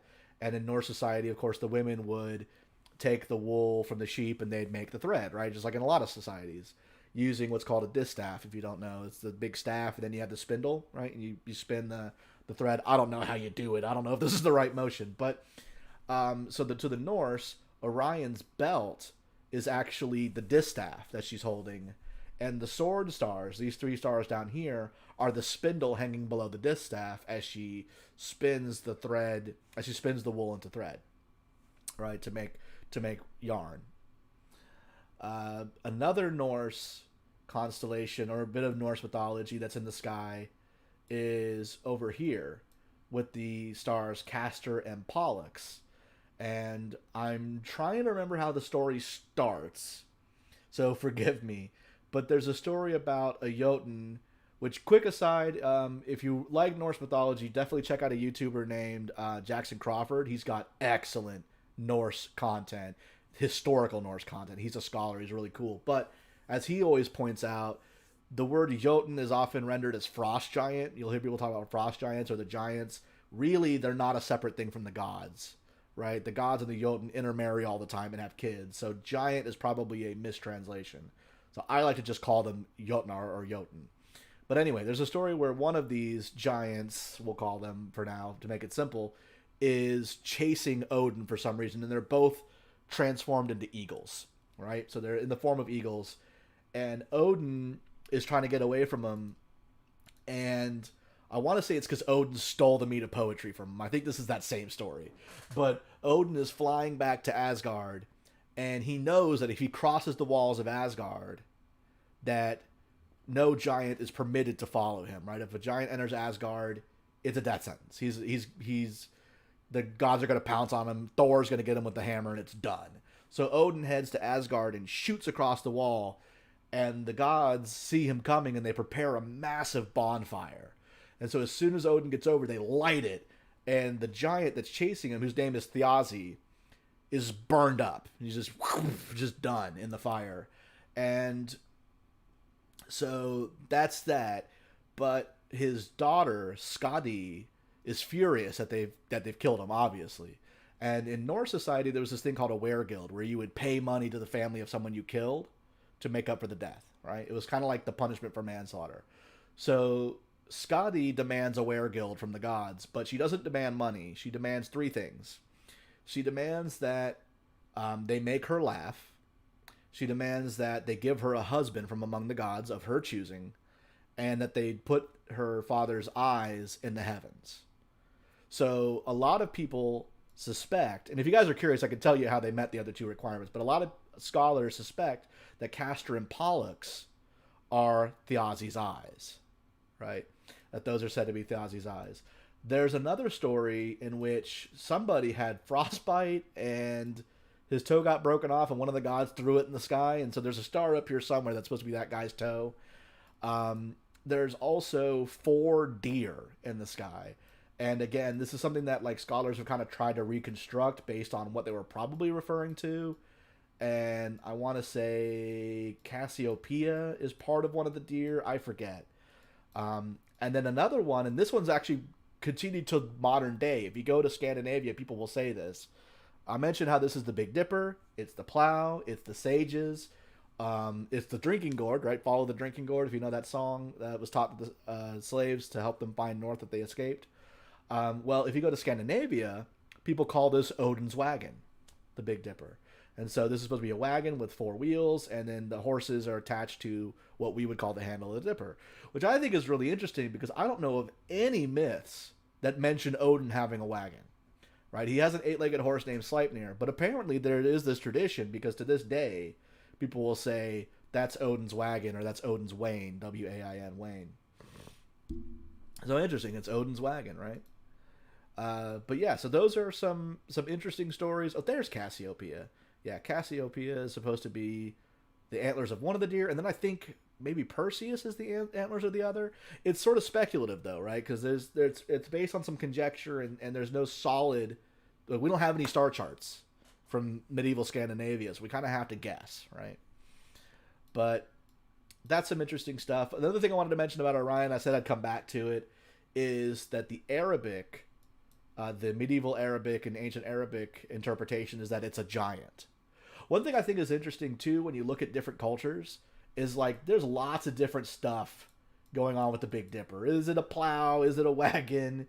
Is it, the 7 sages of India? Or interestingly, in China, there's 7 different sages, right? There's 2 different cultures, both see 7 sages.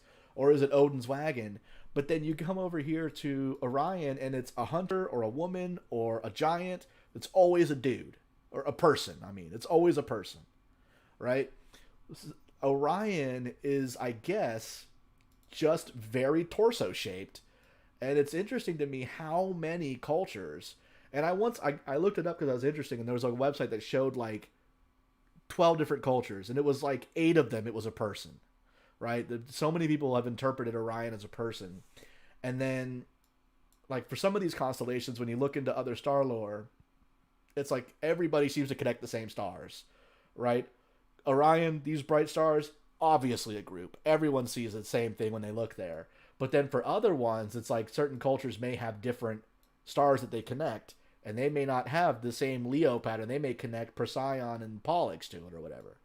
So also, really interesting when you start learning about other cultures, star lore, and mythology. Oh, and since we're on that topic, and I did promise I would eventually come back to it, if we,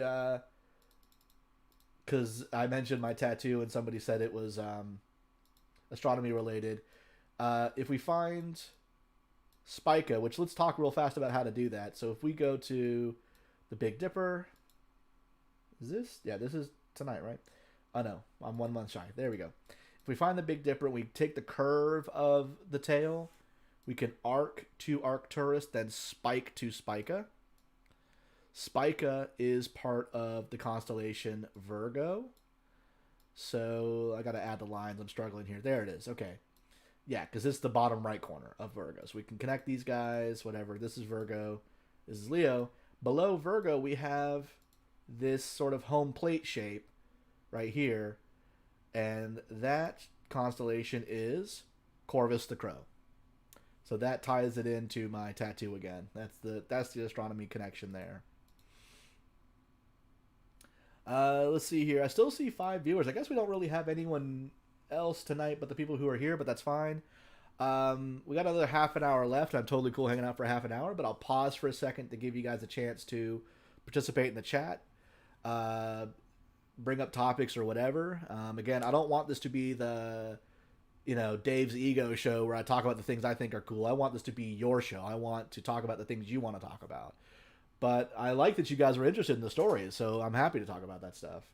But anyway, I want to pause for a second and just remind everybody that this is a public outreach show. That's my intent with this, is that this is a form of outreach, not just like a presentation that I'm giving to my closest friends, which is why I put it on YouTube, and which is why I want people to spread it. I can share my events to Facebook, and I can share them to the groups, and I can share them and invite all my friends, which I do. Every time I post one of these, I invite my whole friends list. And then that's it. That's as far as I can get it. So I need viewers. I need you guys to tell people how much you enjoyed the show. Hopefully if you enjoyed the show.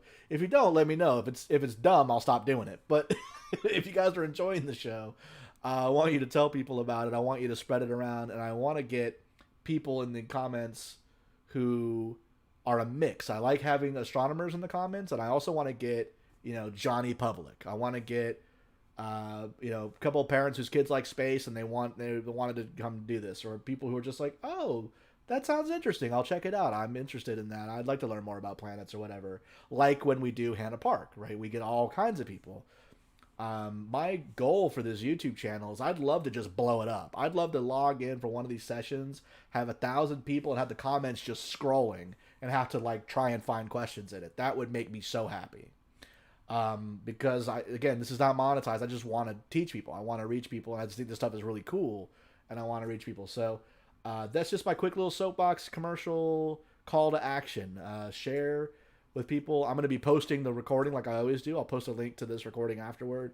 And I want to get more people. I want to get that word out so that more people know that this is happening, and so that it grows.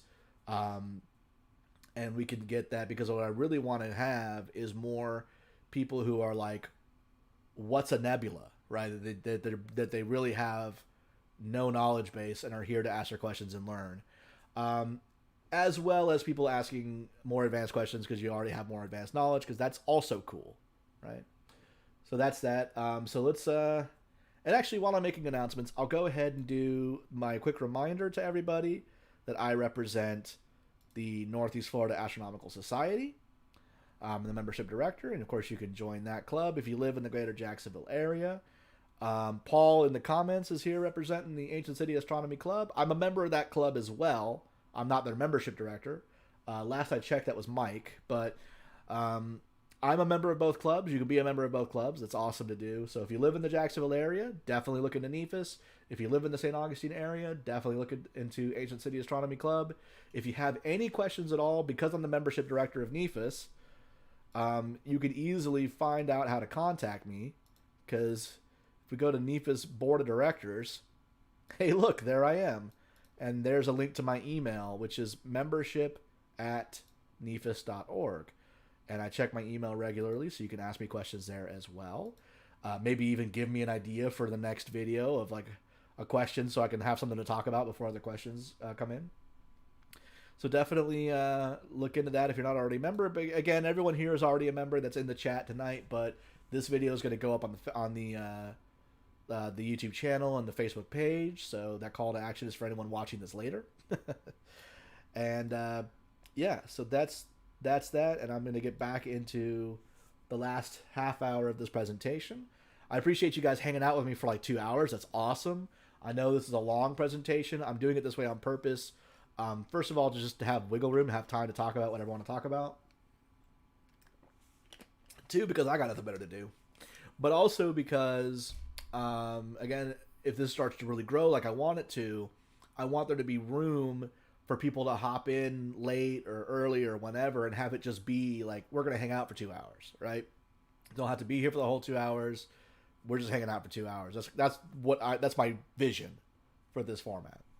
So, and that's what I want it to be. It's a hangout. So we got a half hour left in it. Appreciate you guys sticking it out with me. And is there anything you guys are interested in talking about for this last half hour? Actually, here's a question. Would the Caldwell program be easier or quicker than the Messier program to start with? That's an interesting question. So again, because this video is recorded, for those who don't know, there's something called the Messier program. That's 110 objects that were cataloged by 18th century French astronomer Charles Messier. And somebody did say Messier is a little easier, and that was actually the answer I was going to come back to. But Charles Messier developed this list of 110 objects that aren't comets. We now know that what they actually are is cool. They're really cool objects. And so that's what the Messier program is 110 of those to observe. The Caldwell program, if you live in the Northern Hemisphere, you only have to observe like 70 of them, so it's a shorter list. But I would say I still personally think Messier is easier. And the reason why has to do with...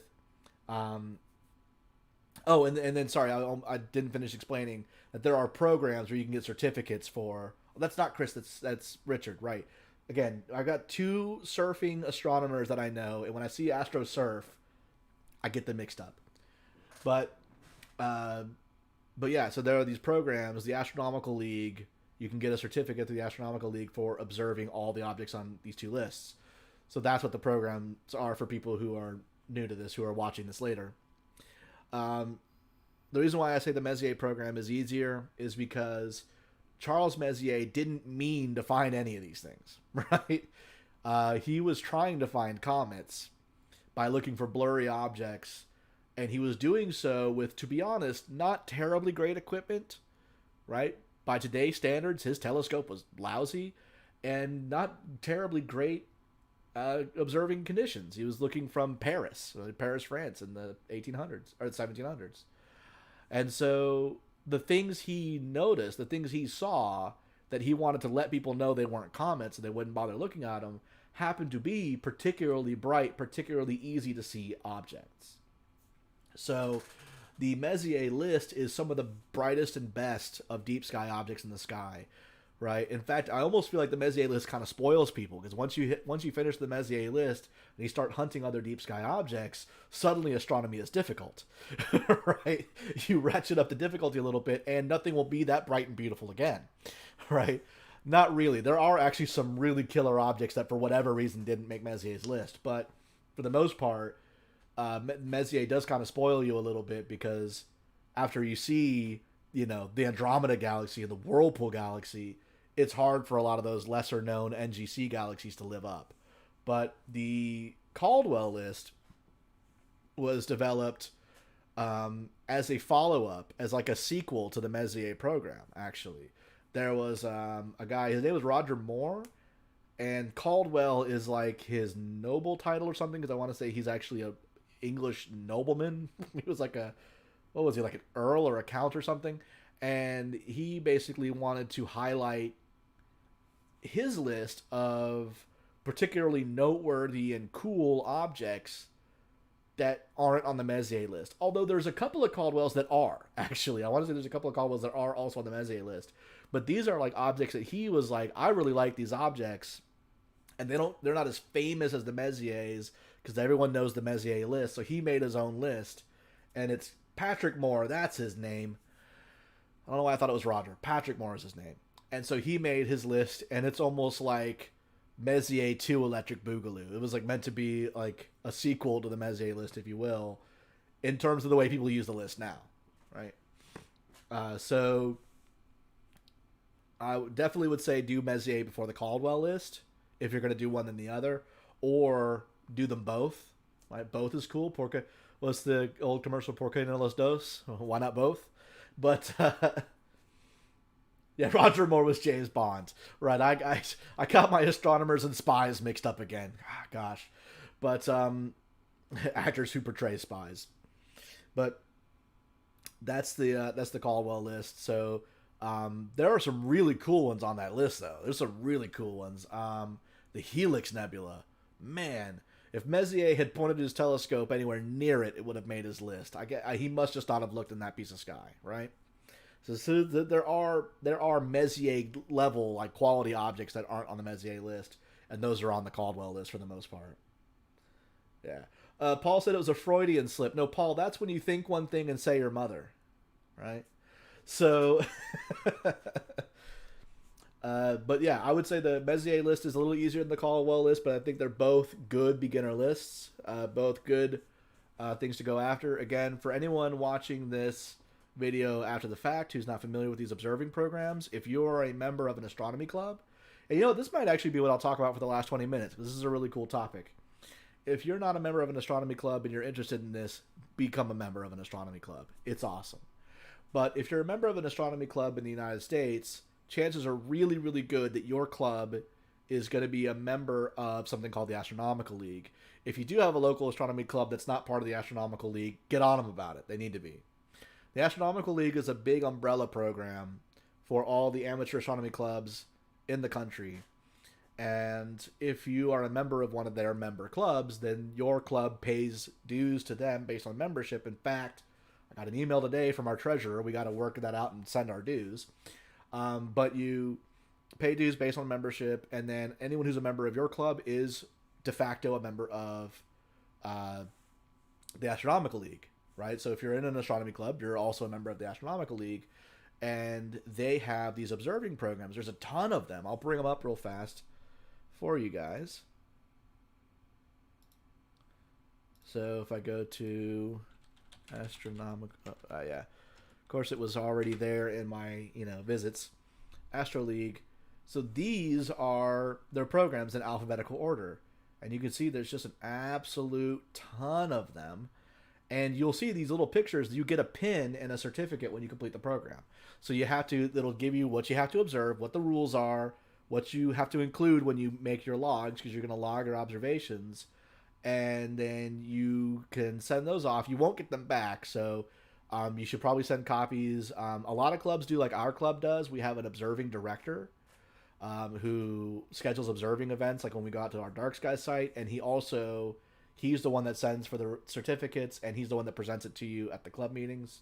Because that's always cool, right? You're at your club meeting, and you get up in front of everybody and a high five and whatever, and get your certificate, and you get a pin, right? I have a hat where I put all my pins for completing these programs. And so what's cool about these programs, first of all, who doesn't like achievements, right? Achievement unlocked. You get to unlock these achievements and brag about them. But the other cool thing is if you are an astronomer, an amateur astronomer, you have a telescope, binoculars, whatever, and you're serious, you want to get serious about observing the sky, you could always, every time you go out, look at the random things you think are cool. And there's nothing wrong with that at all, right? That is a great way to explore the hobby, right? Get out there, enjoy the hobby. But you could work on these observing programs, and now you're not looking at the same 5 things every time you go out. Now you have something to look at. And for me, sometimes on these programs, I'll discover objects I didn't know about from, going through and observing, and they become new favorites of mine that I revisit, right? But these give you a goal, something to actually work on. We've mentioned multiple times tonight about learning the sky and learning how to find constellations. Well, a wonderful way to do that is to start on the Messier program. Where is the pin? It looks like Charles Messier's signature. Here it goes. Messier Observing Program. That's his signature. But this program is 110 objects. They're all over the sky, northern hemisphere objects, and you will learn how to find the constellations through doing. You will learn through doing.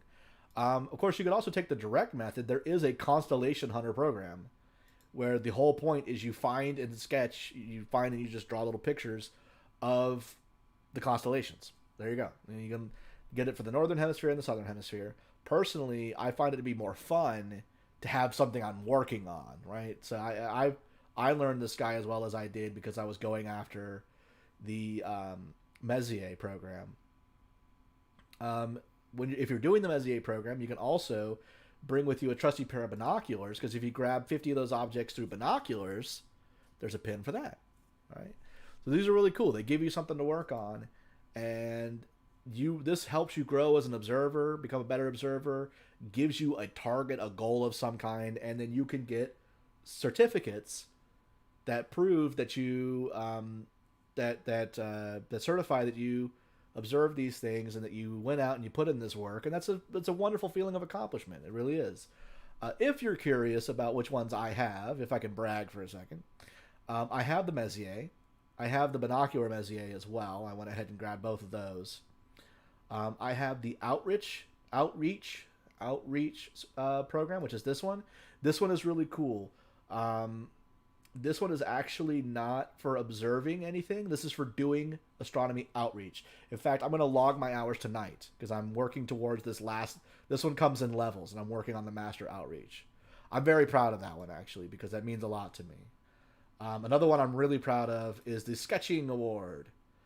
There's a list of objects. Sketch pictures of them. Not enough people sketch their observations. I am like the 39th person to get this award. Because that's how few people actually go after it. So that's why I'm really proud of it. But that's another one. But there's programs for everything. And then I am literally one object away from completing this one. And I missed it. And I'm having to wait for the right phase. But I'm going to get the lunar program as well. Another thing you can do is, where is it? Master Observer. So Master Observer is a certificate of certificates. If you do the Messier, the binocular Messier, the lunar, there's a reason why I went after all those. Double star, which I'm working on, Herschel 400, which not only am I working on the Herschel 400, but quick audience shout out. This Paul Jones guy you see in the comments, he wrote the list for the Herschel 400. And yeah, and I definitely, Paul, you're right. I definitely count my star party time as well when I do those the sky tours and things. But yeah, Paul developed that list for the Herschel 400, and I kind of wish he'd stopped at 200 because it's literally 400 objects. But I'm having fun going through them, Paul. I just give you a hard time. But anyway, so you do all these programs, and you can qualify, and then the 5 additional, and you can be a master observer.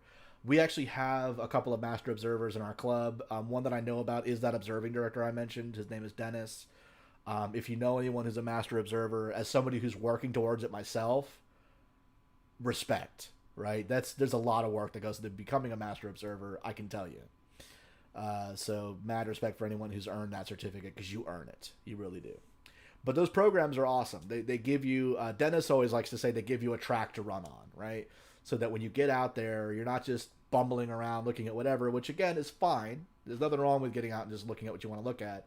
But I like having the structure of having I have a goal. I have something I'm working towards, right? I have something I'm trying to accomplish, and I have a list. And it forces me out of my comfort zone of Orion Nebula, Andromeda Galaxy, Pleiades, right? To look at things like the Helix or the weirdly named but oddly appropriate Fetus Nebula, which I will tell you, through a telescope, looks exactly like a sonogram. I was actually really blown away because some of these things, like, you kind of have to use your imagination. This thing was a sonogram. This thing looked like when are you due? So fair enough. It's the perfect name for this nebula. Really cool object. Never would have looked at it if it wasn't on a list. I think it was on the Herschel list actually. So those programs are really cool programs to go after, and I highly encourage anyone to look into those. That's the Astronomical League. So like I said, if you're a member of an astronomy club, you're probably a member of the Astronomical League. You can also be a member at large. They actually sell memberships at large as well. Let's see here. Yeah, Richard mentioned he's 38 away from the Herschels. So Richard is vastly outstripping me in these programs because I have a hindrance in the form of the fact that I insist on spending 45 minutes sketching each object that I observe, whereas Richard writes up a description and moves on with his life. So I am fully okay with the fact that it's going to take me longer to get the Herschel 400 done, but and because Paul wrote the list, but I'm gonna dump him in his lap. He's getting 400 sketches. You're gonna get 400 sketches from me, Paul. But yeah. So Paul says they tell him he wrote the list. He doesn't remember doing it. I'm sure you did, Paul. Uh, no. So these lists they're a lot of fun to go after, and like I said, they get you out of your comfort zone. They get you looking at things you never would have thought of. And yeah, get ready. 400 sketches. They're coming your way. But yeah, actually, if you guys don't mind, 10 minutes left. If you guys are curious, I can show you some of my latest sketches.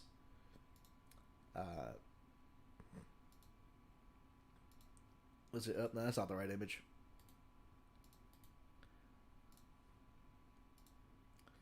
But yeah, actually, if anyone's interested in sketching, feel free to drop me a message about that too. I'm always happy to spread the good word of astronomical sketching because it is definitely a lost art. Not a lot of people do it. There are people that do it. In fact, the forum. Oh, there's a forum called Cloudy Nights, by the way. Again, if you're into the astronomy thing, if you're actually an observer, get on Cloudy Nights. It's a great forum for astronomy. People post all kinds of cool stuff. They got all kinds of sub forums. You can buy equipment.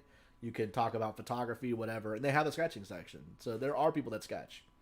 And I haven't been on there in a while. I need to post my sketches, my most recent stuff. But anyway,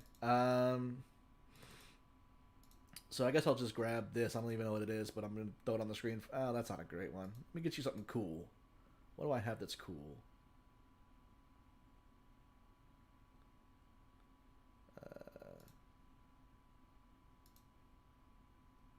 With these last 9 minutes.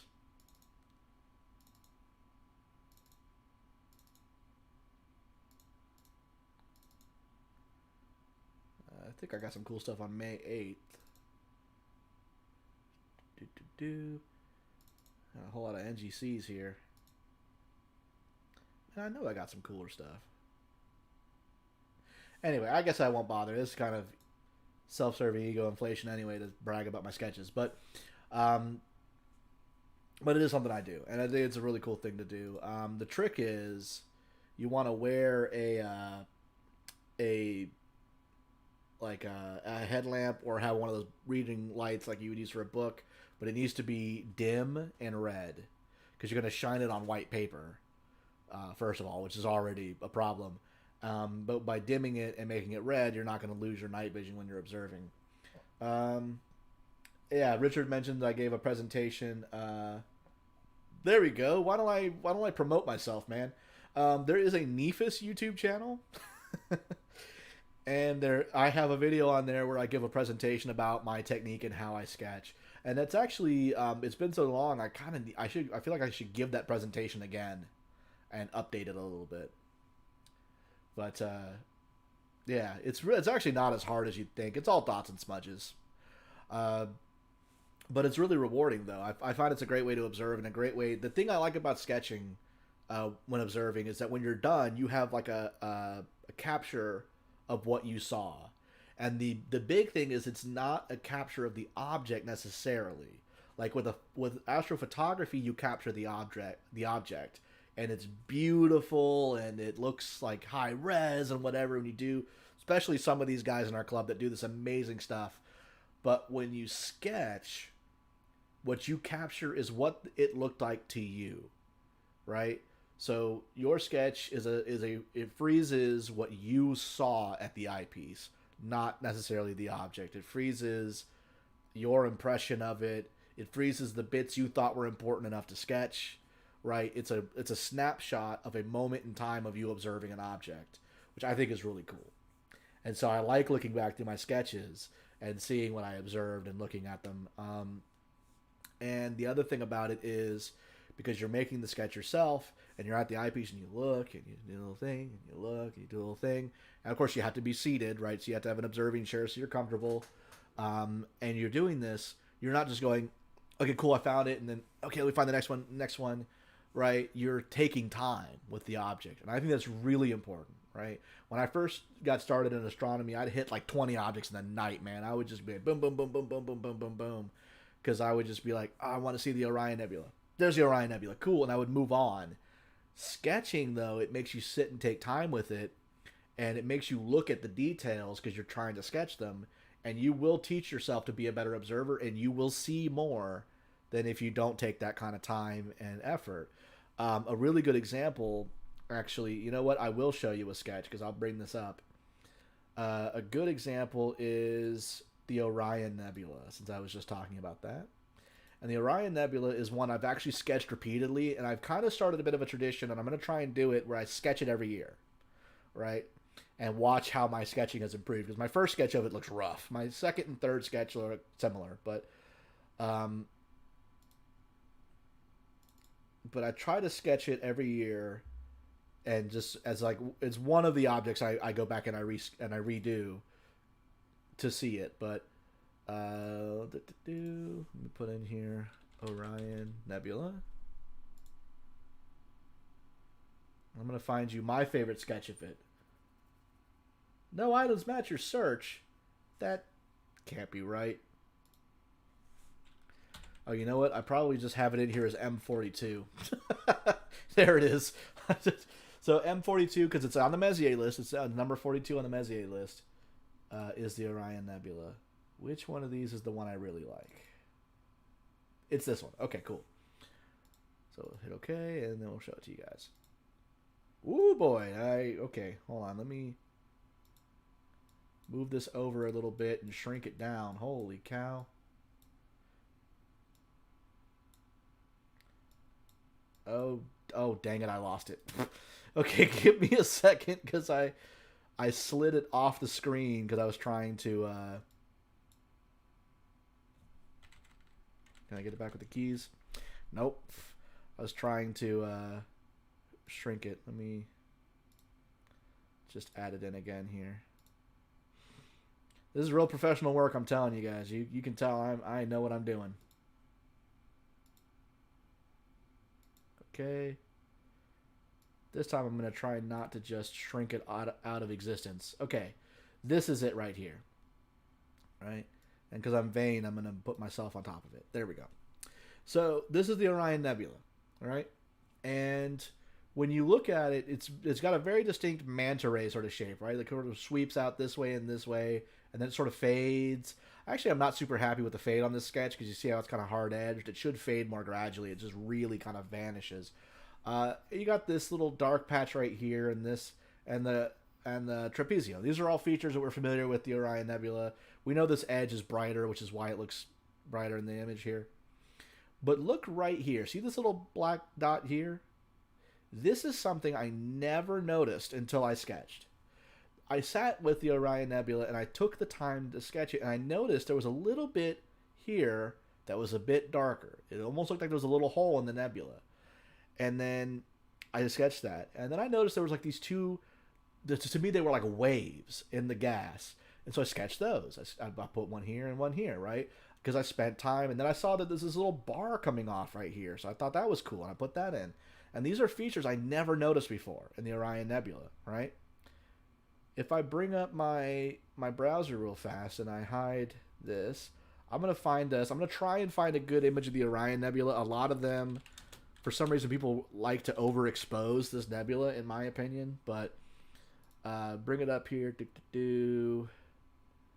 And so this picture, I think, is a decent picture to show these features I'm talking about. Yeah, I agree. Whatever. Okay, no, can't get that picture to be any bigger. All right. Here, this one shows it really well. I'm just going to leave it up here. So here's that dark column. Look what we have over here. Wave and wave, right? Here's that bar coming off. This is flipped a little bit because my telescope uses mirrors, so this was a little rotated. And if we look, there is a little dark patch here. See how it's like a little bit darker? I never knew those features existed, but I observed them and I sketched them.